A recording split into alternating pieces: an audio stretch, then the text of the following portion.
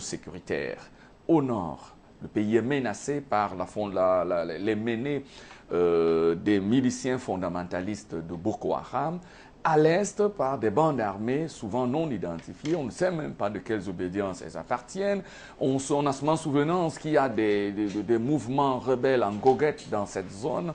Sont-ils là de façon permanente ou bien ils apparaissent au gré des saisons politiques ou bien des gré des intérêts de certains prébendiers de la zone?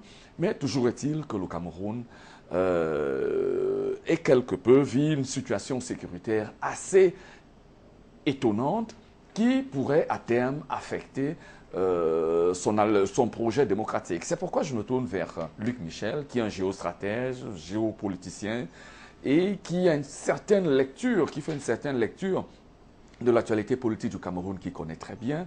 Pour vous, il y aura une alternance, il y a une alternance, un projet démocratique crédible dans ce pays, le Cameroun, avec tous ces mouvements d'insécurité à gauche, à droite, au nord, au sud, à l'est.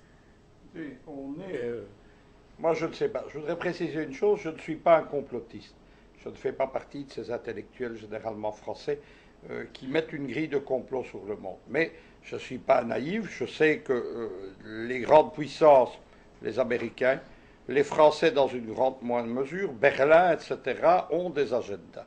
Il faut quand même constater quelque chose, c'est que l'agenda politique du Cameroun, il est dicté par l'étranger pour le moment. À l'occasion, on revient à ce funeste sommet de Washington. Il y a eu, dans les mois qui ont suivi, premièrement, il y a eu une déclaration à ce moment-là où on a dit, les Américains ont dit Paul Biya doit partir. Et puis, il y a eu de plus en plus de précisions. Il y a un magazine, notamment camerounais, qui s'appelle Horizon Nouveau, qui a fait la couverture. En fait, le département d'État a précisé que Paul Biya devait partir en 2015. Il n'y a pas d'élection au Cameroun. Les Camerounais le savent, mais pas les autres. Il y en a en 2016 et 2018 pour la présidentielle. On ne voit pas très bien comment ça va se faire. Le régime de Paul Biya, évidemment, n'a pas accepté ça avec le sourire. Immédiatement, on a eu en parallèle à ça une vague, mais qu'on rencontre non pas fort curieusement, moi je le dis, mais fort logiquement dans d'autres pays.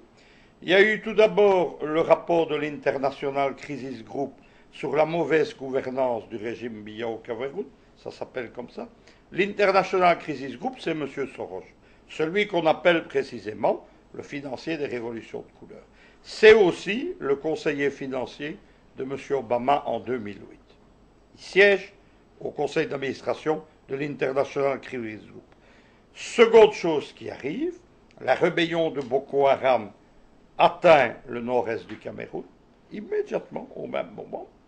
Et en parallèle à ça, arrivent d'autres problèmes qui sont des problèmes d'agitation politique. Le tout crée une situation d'instabilité, on peut le prendre comme on veut. Je sais que les Camerounais, sur le plateau, généralement, n'aiment pas quand on se dit ça. Moi, j'aime le Cameroun. Le noyau dur des gens qui m'aiment, c'est à Douala précisément. Donc, moi, j'aime le Cameroun, bien entendu, mais il ne faut pas se laisser dicter l'agenda pour l'autre. Je l'ai dit, le régime Biya, il est à la fois très fort politiquement, mais en même temps, le problème, c'est qu'il repose sur un président qui est âgé maintenant.